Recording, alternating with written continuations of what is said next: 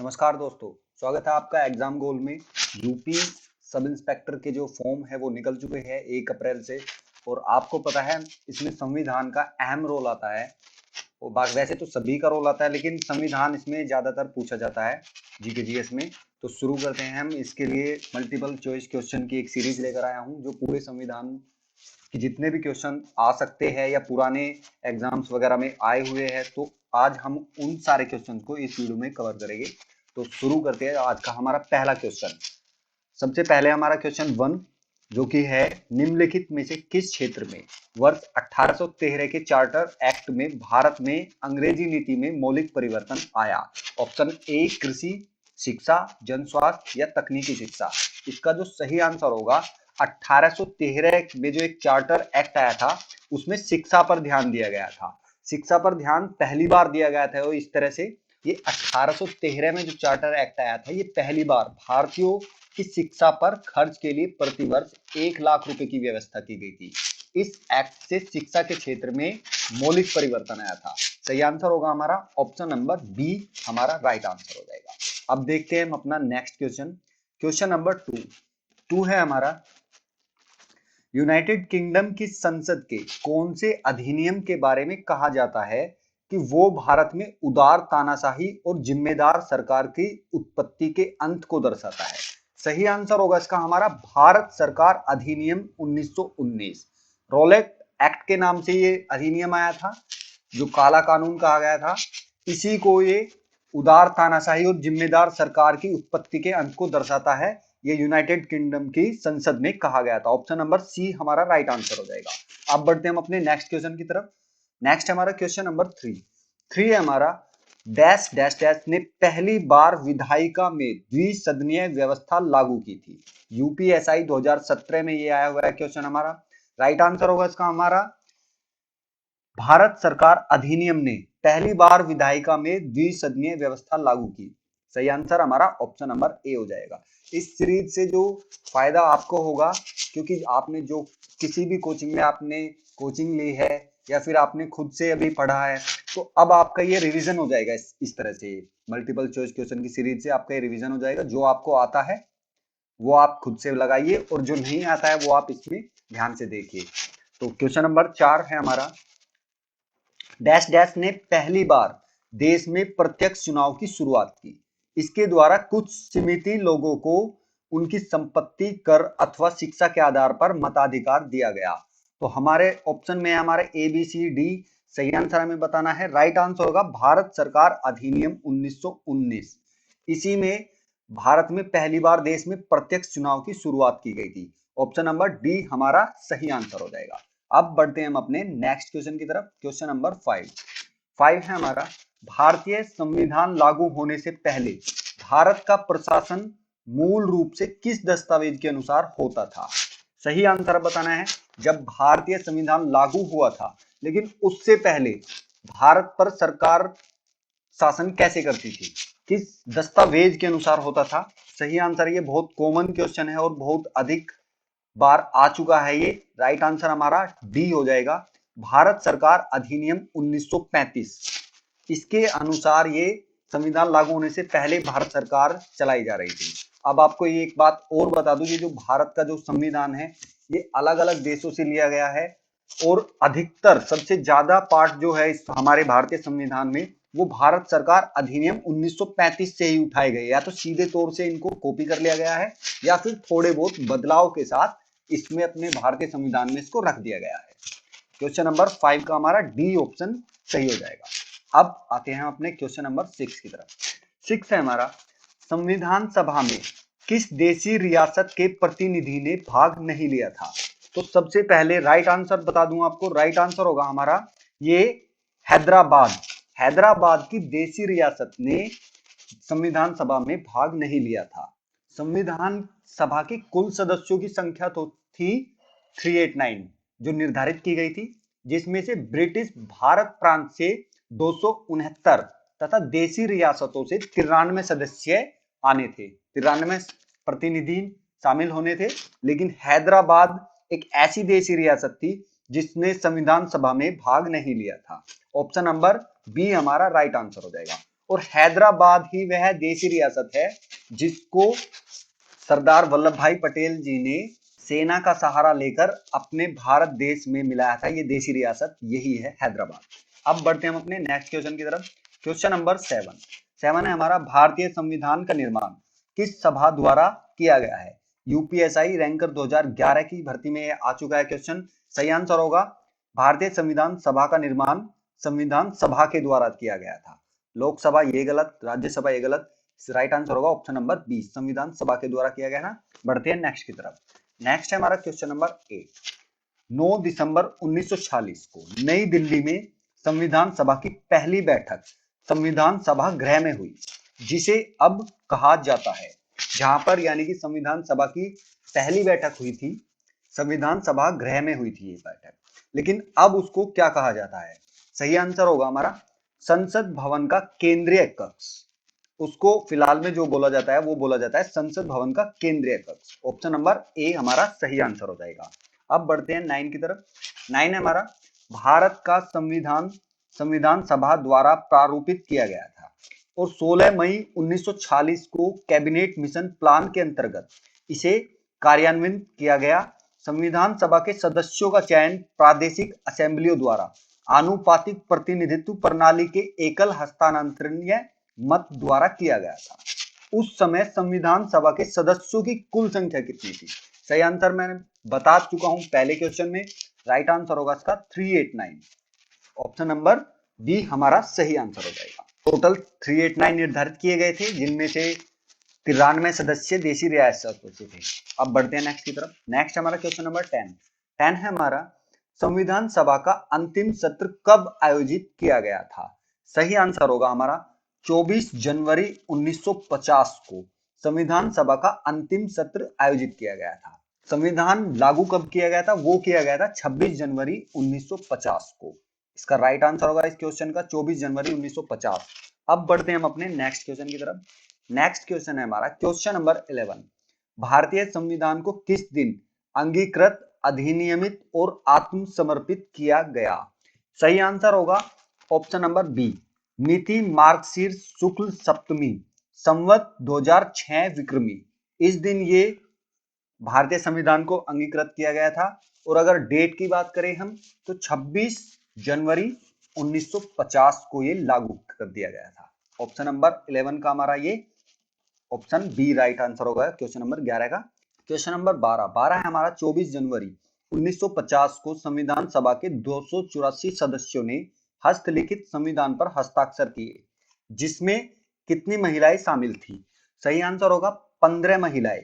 ये 284 टोटल सदस्य थे, जो 284 जिन्होंने हस्ताक्षर किए थे 24 जनवरी 1950 को, और लागू हो गया था ये भारत में 26 जनवरी 1950 को। इसमें महिलाएं शामिल थी 15। सही आंसर होगा ऑप्शन नंबर सी। बढ़ते हैं नेक्स्ट की तरफ। नेक्स्ट हमारा क्वेश्चन नंबर 13 है हमारा, भारत का गणतंत्र के रूप में जन्म कब हुआ? तो ऑफिशियली इसका जो राइट आंसर होगा वो होगा 26 जनवरी 1950, क्योंकि इसी दिन हमारा जो ये संविधान था वो भारत में, संपूर्ण भारत में लागू कर दिया गया था। तो इसीलिए इसको 26 जनवरी 1950 को बोलते हैं कि भारत का गणतंत्र के रूप में इसका जन्म हुआ है। राइट आंसर हमारा ऑप्शन नंबर ए हो जाएगा। अब बढ़ते हैं नेक्स्ट की तरफ। नेक्स्ट है हमारा क्वेश्चन नंबर 14 है हमारा, डैश डैश डैश को भारत राजतंत्र को समाप्त करने वाला राष्ट्रमंडल का पहला देश बन गया। हालांकि इस निर्णय के बावजूद इसने कॉमनवेल्थ की सदस्यता जारी रखी।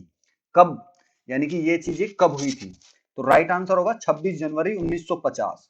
ऐसा दिन था जिस दिन संविधान भारत में लागू हो गया था, और लागू होने के साथ साथ राजतंत्र जो था वो समाप्त हो गया, लेकिन ये राष्ट्रमंडल का पहला देश बन गया, ऐसा जो राजतंत्र को इन्होंने समाप्त कर दिया।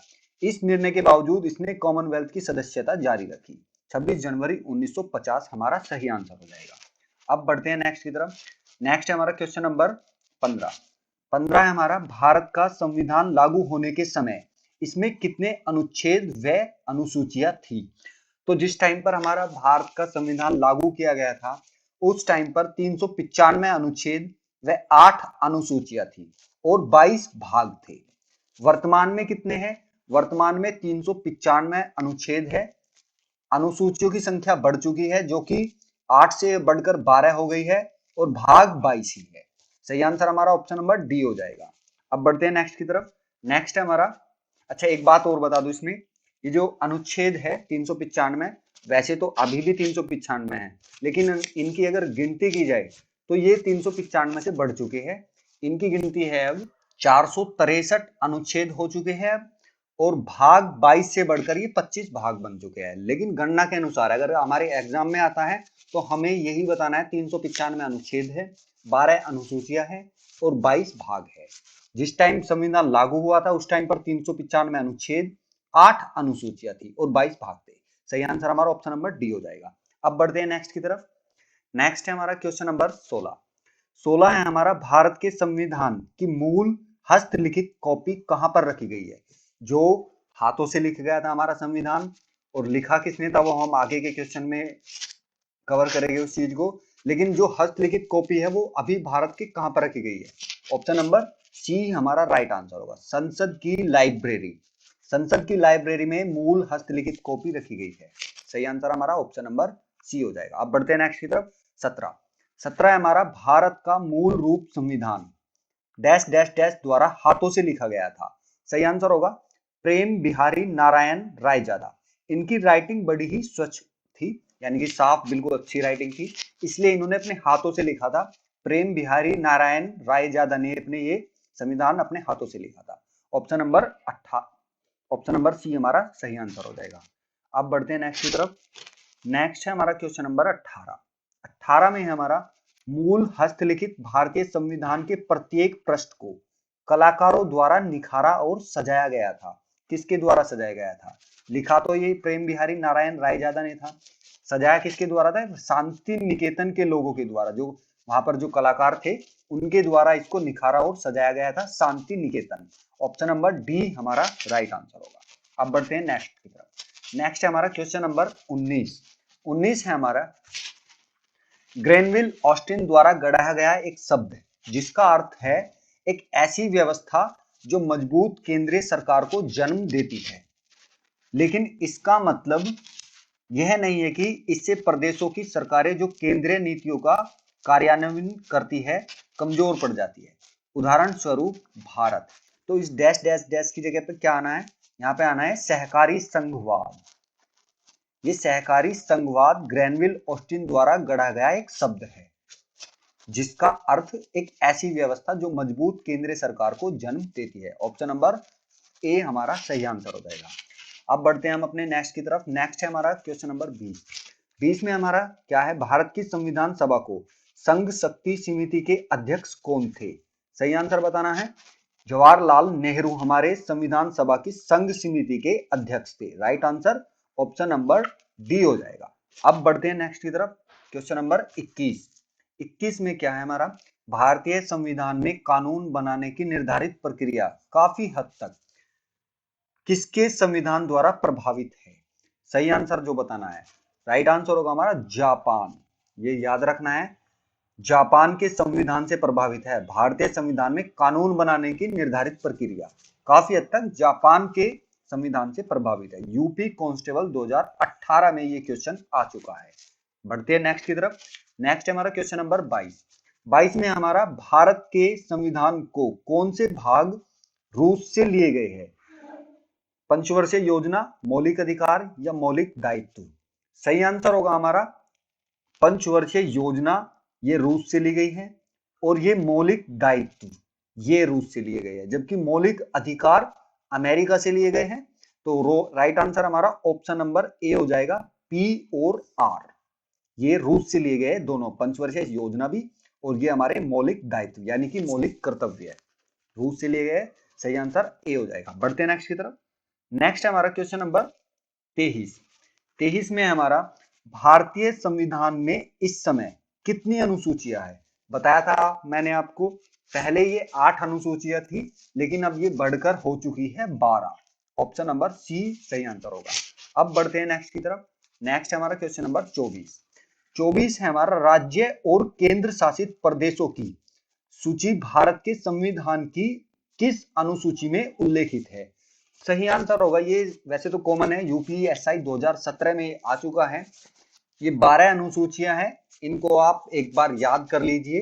पहली अनुसूची में ही ये है राज्य और केंद्र शासित प्रदेशों की सूची, ये पहली अनुसूची में है इसका उल्लेख। सही आंसर हमारा ऑप्शन नंबर डी हो जाएगा। दूसरी अनुसूची में क्या आता है? ये आता है मुख्य पदाधिकारियों के वेतन भत्ते से संबंधित बातें आती है, उसमें दूसरी अनुसूची में आती है। तीसरी अनुसूची में ये शपथ के बारे में आता है, शपथ लेने का प्रोग्राम, मतलब जो भी रहता है सिस्टम, उसके बारे में आता है। चौथी अनुसूची में सीटों के आवंटन से आता है। और राइट आंसर इसका हो जाएगा 24 का हमारा, ये पहली अनुसूची में आता है राज्य और केंद्र शासित प्रदेश के बारे में। अब बढ़ते हैं नेक्स्ट की तरफ। नेक्स्ट है हमारा क्वेश्चन नंबर 25।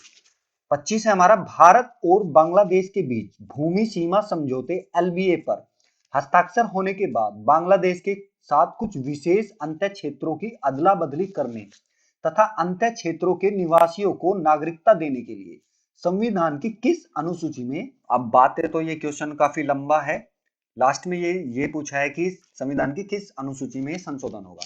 सही आंसर होगा पहली अनुसूची में संशोधन होगा, क्योंकि पहली अनुसूची ही राज्य और राज्यों के बारे में, उसके बारे में लिखा गया है। तो पहली अनुसूची में ही राज्य तथा संघ राज्य क्षेत्रों का वर्णन है। भारत और बांग्लादेश के अंतः क्षेत्रों की अदला बदली करने तथा नागरिकता देने की संबंधित बात इसी अनुसूची से संबंधित है। पहली, राइट आंसर हमारा ऑप्शन नंबर सी हो जाएगा। अब बढ़ते हैं नेक्स्ट की तरफ। क्वेश्चन नंबर 26, शपथ और अभिपुष्टि के रूप में भारत के संविधान की किस अनुसूची में उल्लेखित किया गया है? बता चुका हूं मैं आपको। पहली अनुसूची में राज्य तथा राज्य संघ क्षेत्रों का वर्णन है। दूसरी अनुसूची में मुख्य पदाधिकारियों के वेतन और भत्ते के बारे में लिखा गया है। तीसरी अनुसूची में शपथ के बारे में है। शपथ हमारा तीसरी अनुसूची, राइट आंसर होगा ऑप्शन नंबर ए हमारा सही आंसर हो जाएगा। और चौथी अनुसूची में किसके बारे में है? ये सीटों के आवंटन के बारे में है, सीटों का बंटवारा। Right answer option number A. एक बार अनुसूची, 12 अनुसूचियां है, कोई ज्यादा डिफिकल्ट नहीं है, आप उनको जाइए और याद कर लीजिए, फिर आपको ये क्वेश्चन आसान लगेंगे। अब बढ़ते हैं नेक्स्ट की तरफ। नेक्स्ट है हमारा क्वेश्चन नंबर 27 है हमारा, राज्यसभा में भारत के प्रत्येक राज्य के लिए सीटों के आवंटन का भारत के संविधान की किस अनुसूची में उल्लेख किया गया है? अभी बताया है, राइट आंसर चौथी अनुसूची में। चौथी अनुसूची में उल्लेख किया गया है राज्यों के लिए सीटों के आवंटन के लिए। पांचवी अनुसूची में अनुसूचित जनजाति, जाति जनजाति के बारे में है। छठी अनुसूची में मेघालय, मिजोरम, त्रिपुरा और असम, इनके जनजातियों के बारे में वर्णन किया गया है छठी अनुसूची में। आठवीं अनुसूची में भाषाओं से संबंधित है। राइट आंसर इसका हो जाएगा, ये जो हो जाएगा भारतीय संविधान की सीटों के आवंटन का है, राइट आंसर चौथी अनुसूची में। ऑप्शन नंबर डी हमारा सही आंसर हो जाएगा। तो अगर हम संविधान पढ़ रहे हैं तो हमारे जो इंपोर्टेंट अनुच्छेद है वो याद होने चाहिए। 12 अनुसूचियां है, ज्यादा नहीं है, 12 की 12 अनुसूचियां याद होनी चाहिए और 22 भाग। सही आंसर हमारा ऑप्शन नंबर डी हो जाएगा। अगर आप ये याद कर लेते हो तो कम से कम एक क्वेश्चन आपको जरूर मिलेगा यूपीएसआई में, या किसी भी अगर जो उसमें संविधान आता है तो इस टॉपिक से एक ना एक क्वेश्चन आपको जरूर मिलेगा परीक्षा में। अब बढ़ते हैं नेक्स्ट की तरफ। नेक्स्ट है हमारा क्वेश्चन नंबर 28 में हमारा, कौन सा राज्य भारतीय संविधान की छठी अनुसूची में उल्लेखित नहीं है?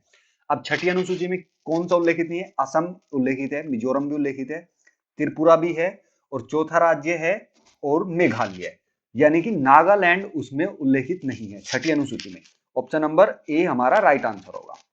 अब बढ़ते हैं नेक्स्ट की तरफ। नेक्स्ट हमारा क्वेश्चन नंबर 29 है हमारा। क्वेश्चन नंबर 29, निम्नलिखित में से कौन सी भाषा संविधान की रचना के समय 8वीं अनुसूची में उल्लेखित थी? सही आंसर होगा कश्मीरी।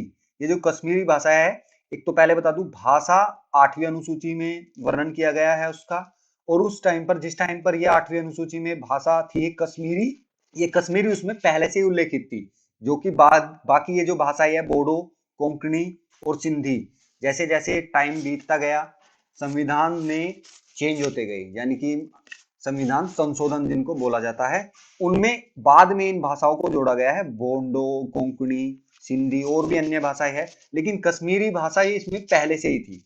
अब right answer option number D हो जाएगा। अब बढ़ते हैं नेक्स्ट की तरफ, और शायद ये लास्ट क्वेश्चन है आज की वीडियो का। भारतीय संविधान की डैश डैश डैश भारतीय गणराज्य की आधिकारिक भाषाओं की सूची प्रदान करती है। तो सही आंसर हमें बताना है कौन सी अनुसूची में भारतीय संविधान में मतलब जो ये भारत की भाषाओं के बारे में बताया गया है, सही आंसर होगा 8वीं अनुसूची हमारा राइट आंसर हो जाएगा। अब एक एक बारे में आपको बता दूं, चौथी अनुसूची में क्या है। चौथी अनुसूची में है राज्यों तथा संघ राज्य क्षेत्र से राज्यसभा में स्थानों के आवंटन के बारे में है चौथी अनुसूची। 11वीं अनुसूची ग्राम पंचायत से है। 12वीं अनुसूची नगर पालिका से संबंधित है और 8वीं अनुसूची हमारी भाषा से संबंधित है। और आज की वीडियो ये हम यहीं पे खत्म करते हैं। अब नेक्स्ट वीडियो मैं कल लेकर आऊंगा, इससे आगे की वीडियो, इससे आगे के क्वेश्चन हम इनको कवर करेंगे। यानी कि मैं अब एक सीरीज लेकर चल रहा हूं जिसमें संविधान के जितने भी क्वेश्चन आ सकते हैं या आए हुए हैं, जिनकी संभावना है कि ये क्वेश्चन आ सकते हैं, हम उन सभी क्वेश्चन को कवर करेंगे एक एक वीडियो से।